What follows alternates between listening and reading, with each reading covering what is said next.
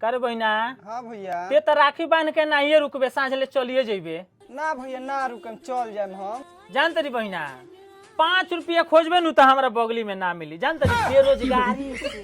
अच्छा तू नहीं रुको, हम तारे के बताओ तनी का करी। हम जानत नहीं तारा लगे पैसा ना होई, ओही से कहनी मिठाई यकीन ले चली। ना की करिए बहिना, पैसा होई तो तोरे के नु देम। बताओ भैया का राखी बहिना? बांध देनी, तारा के मिठाई खिया देनी, कुछ हो तो दो पैसा बा। अरे बहिन हमरा लगे 5 रुपया खोजबे तो ना मिली। जान तरी अरे हमरा के कमाए दे, हमार कमाइए तोरे के नु देम रे। जाए दे भैया, अगला साल दे दी हो। हाँ बहिना कमाए सब पाई पाई जोड़ के दे देम। ए माई माई का बनी ए जमीन के कागज के ले रखले बड़ी सगरी। पछी मला घरों में ओटैचे में बजा काढ़ लो।